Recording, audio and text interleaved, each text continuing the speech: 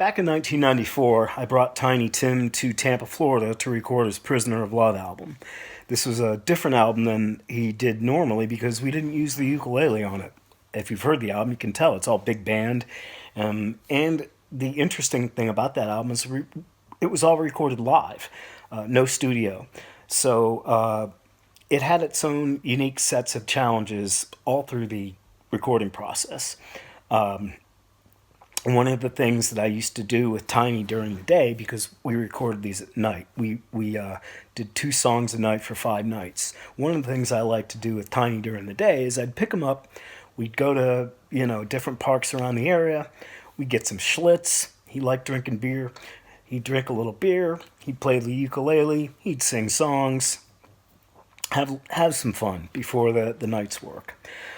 So one of the times I brought along the God Bless Tiny Tim album, and I wanted to get his feedback on it, have him talk about it a little bit. So I recently found the footage of that, and I want to share it with you guys for all the Tiny Tim fans, and so you can see what he had to hear about, or what he had to say about the album. So without further ado, let's listen. Now there's a lot of comments about this. Believe you me, I can't be grateful enough, thank God the Christ, that I made it with Reprise. Mr. Perry did a great job producing this, and Mr. Artie Butler did a great arrangement. He went on to great success. In fact, he was up for Emmy or Grammy a year ago. I can't remember what for. But on this album, Tiptoe Through the Tulips came out excellent. Living in the Sunlight, Loving in the Moonlight, the old Maurice Chevalier song, in 1929, came out excellent. On the Old Front Porch, okay, wasn't his fault, but that song was made famous in 1910 by Billy Murray and Ada Jones, the greatest 2 duet teams on the Cylinder Records, on the old Morning Glory horns. That was all right. The Viper was an original song, and a lot of people liked that. Stay Down Here Where You Belong. That was okay. This was the song, Stay Down Here Where You Belong, that made me meet Irving Berlin, who wrote this song in 1915, when this was an anti-war song that was done at the time when Lusitania was sunk, I think 1914. America, there are many who did not want to go into war at that time in 1915, and well, before I go back to this, I have to go inch by inch on this. Stay Down Here Where You Belong was made famous by Henry Burr, one of the great singers of his day. Now, this was a protest song in 1915 when many, especially in New York, did not want America to go into the war. The biggest protest song at that time, which knocked them dead in vaudeville, in 1915, $1 million seller for sheet music, and who knows what in the 78 records, was this song sung by many artists, and Arthur Fields, one of the great singers of 1915 for Victor Records, a protest against America going into war. This song, whatever rock around the clock, was to rock and roll, and Alexander's Ragtime Band was to Ragtime in 1910, written by Berlin. This song was to the protest song in 1915, if I remember the words. I didn't raise my boy to be a soldier. I brought him up to be my pride and joy. Who dares to place a musket on his shoulder to shoot another mother's darling boy? Let nations arbitrate their future troubles. It's time to lay the sword and gun away. There'll be no wars today if mothers all would say, I didn't raise my boy to be a soldier. I didn't raise my boy to be a soldier. I brought him up to be my pride and joy. Who dares to place a musket on his shoulder to shoot another mother's darling boy? Let nations arbitrate their future troubles. It's time to lay the sword and gun away. There'd be no wars today if mothers all would say, I didn't raise my boy to be a soldier. When that song was written, it was a major hit in vaudeville in 1915, a superb hit. So much so that Irving Berlin wrote "Stay Down Here Where You Belong." The same thing happened in those years. They thought they could capitalize on a trend. And that song should have sounded, that did not sound the way I wanted it. This sounded, and maybe it was part of it was my fault, but I had an arrangement with people. I didn't understand how to do this, and here's the way it should have sounded.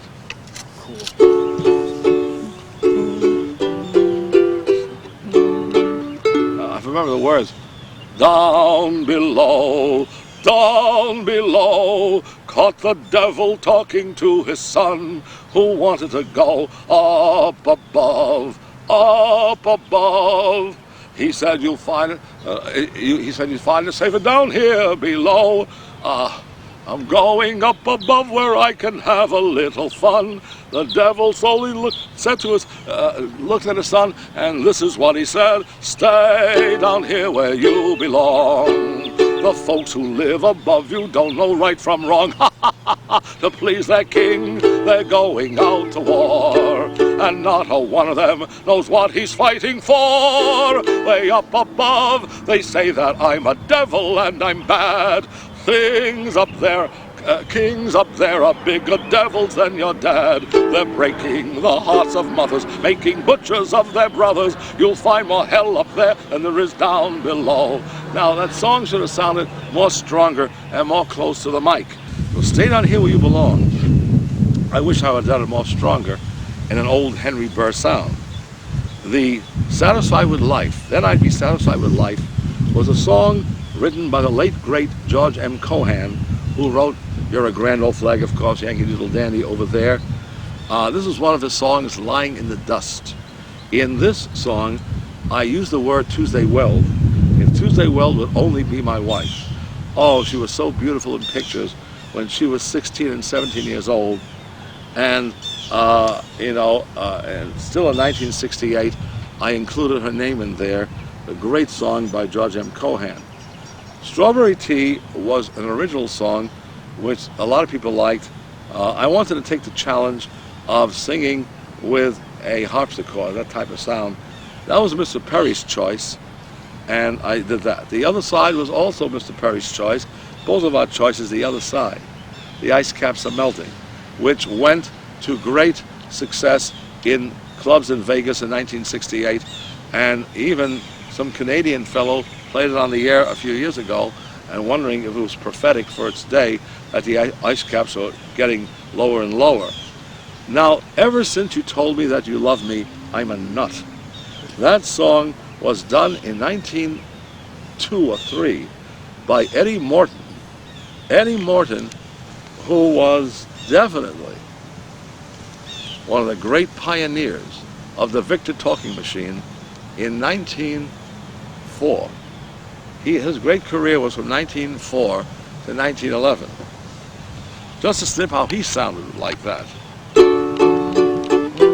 I've got to see a doctor, I've got to see a doctor, there's something wrong with me. What can it be? What can it be? I know it isn't indigestion, it isn't indigestion, it's just my poor old brain, it feels so queer.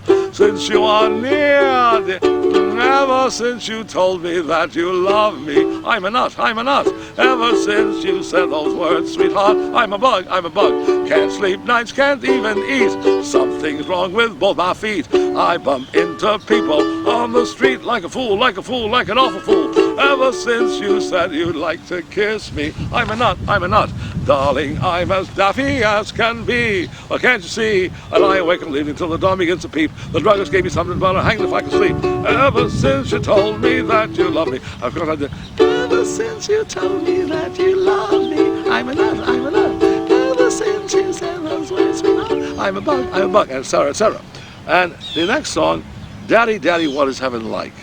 That's a song that I chose with Mr. Perry. I thought it was a great song. The Coming Home Party was a song Mr. Perry chose. I did it just to take the challenge. Fill Your Heart. That was a great song written by Paul Williams and Biff Rose.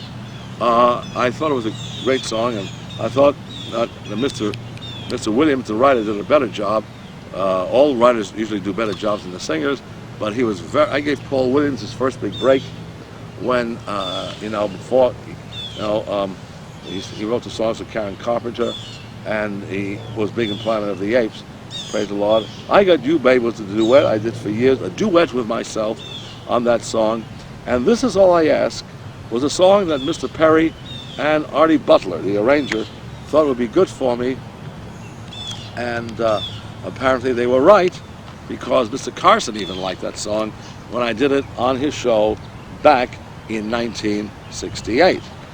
But I want to tell you some other interesting things about this album.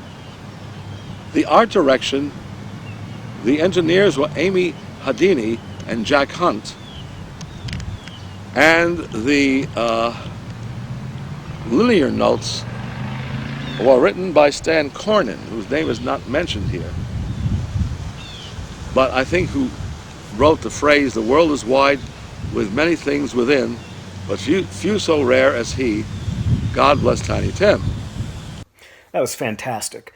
You know, it was really interesting to listen to Tiny tell stories, and as anybody who knew him knows, he liked to talk a lot. One of the things I loved about Tiny, I really do miss him. I miss him every single day to this day. We used to have so many interesting and great phone conversations, not just about music, just about everything. He was just a fascinating guy to me personally.